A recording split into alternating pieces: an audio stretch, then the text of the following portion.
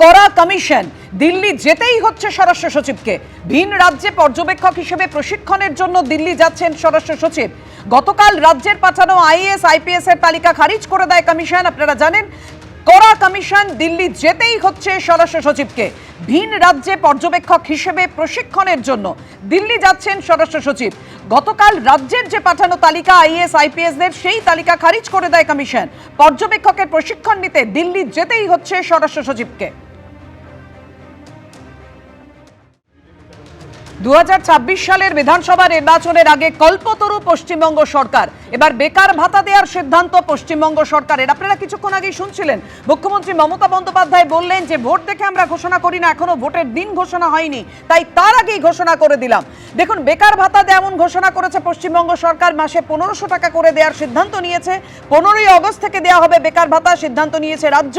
বাড়ানো হয়েছে লক্ষ্মীর ভান্ডারের প্রকল্পের সুবিধের, অর্থাৎ লক্ষ্মীর ভান্ডার প্রকল্পের সুবিধে যারা পান তারা আরো 500 টাকা বেশি পাবেন। আর এই লক্ষ্মীর ভান্ডারকে কটাক্ষ করে কি বলেছেন শুভেন্দু অধিকারী, দেখুন। আর একটি বিষয় তারা করেছেন ভোট ব্যাংকের ক্ষেত্রে, বলেছেন লক্ষ্মী ভান্ডার এটা নাকি উনাদের পাইলট প্রোগ্রাম। আমাদের 21টা রুল স্টেটে মহিলাদের সশক্তিকরণ, কর্মসংস্থান, স্বনির্ভর করা এবং সাথে সাথে তাদের সামাজিক অর্থনৈতিক সুরক্ষা দেওয়ার কর্মসূচি নিয়েছে। আমি আমাদের সংকল্পপত্র কমিটির যিনি কনভেনার তাকে পাশে রেখেই বলছি, বিরোধী দলনেতা, আমরা অনেক আগে থেকে বলেছি, তখন ডক্টর সুকান্ত মজুমদার রাজ্য সভাপতি ছিল। আপনাদের আমরা কথা দিচ্ছি, এপ্রিল মাসে বিজেপি সরকার এলে মে মাসের ক্যাবিনেটে আমরা আপনাদেরকে 1 জুনের আগে 3000 টাকা করে আপনাদেরকে ঢুকাবো। এটা মিনিমাম আমরা বললাম 3000 টাকা করে দেব। এটা আমাদের সংকল্পপত্র কমিটি সামগ্রিক বিষয় থেকে বাড়াতে পারে, কমবে না। আমি দায়িত্ব নিয়ে আপনাদের বলছি। অর্থাৎ শুভেন্দু অধিকারী বলছেন বিজেপি ক্ষমতায় এলে লক্ষ্মীর ভান্ডার বেড়ে হবে 3000 টাকা। দেবনানন্দা, এতক্ষণে অরিন্দম কহিলা বিষাদে। যাই হোক, আমার প্রশ্ন ঠিকই উনি বলেছেন, তবে আমি যে কথাটা বলছি উনি ওনার মত বলতে পারেন।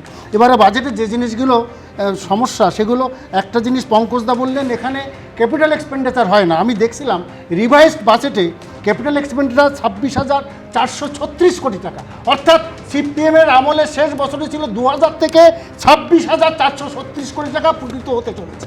2, আজকে আমরা রাজ্যেতে কম পাচ্ছি, রিভাইজড বাজেটে পরিষ্কার প্রায় 17,000 কোটি টাকা কম পাচ্ছে রাজ্য কেন্দ্রের থেকে, অথচ আমাদের অন ট্যাক্স রেভিনিউ কমেনি। 1,12,543 কোটি টাকা ছিল, 1,11,737 কোটি টাকা, মাত্র 800 কোটি টাকা মাত্র কমেছে। কিন্তু কেন্দ্রীয় বাজেটে তার নিজের যা দেওয়ার কথা তার থেকে প্রায় 17,000 কোটি টাকা কমেছে, যার ফলে আমাদের অবস্থা এই চরম অবস্থা। সুতরাং আজকে যে কথাটা বলা হচ্ছে কেন্দ্র দেয়নি,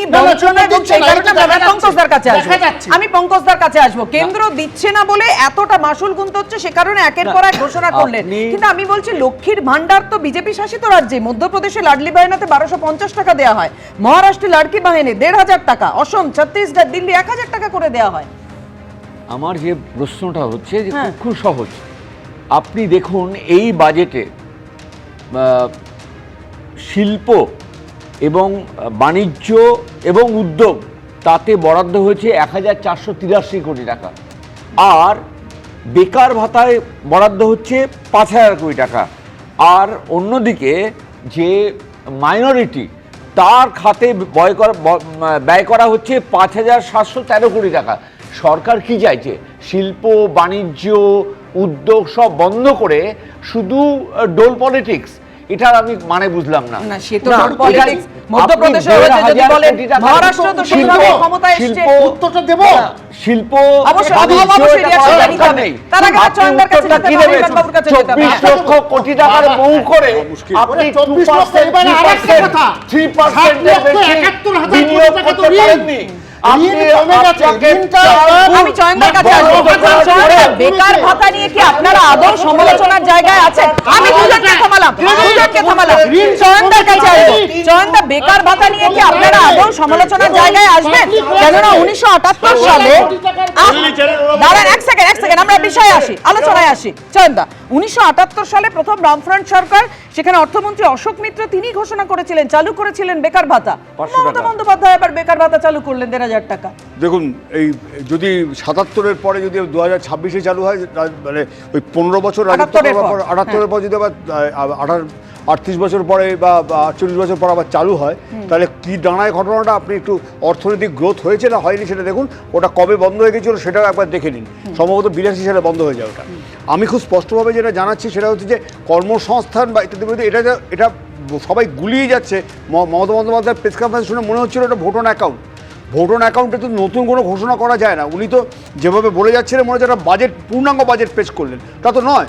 মুশকিলটা হচ্ছে সেটা হচ্ছে যে যেখানে আমি খুব স্পষ্টভাবে জানাচ্ছি, দেবনারায়ণবাবু যেটা বললেন যে খরচপত্রের জায়গায় নিচ্ছি, আমি একটু অনির্বাণদার কাছে আসবো। কেন্দ্র রিপোর্ট বলছে তো যে 45.65% আনএমপ্লয়মেন্ট রিডিউসড হয়েছে, সুতরাং মুখ্যমন্ত্রী বলছেন এমনটা নয়। দেখুন, দেখানো হয়েছে না ওটা।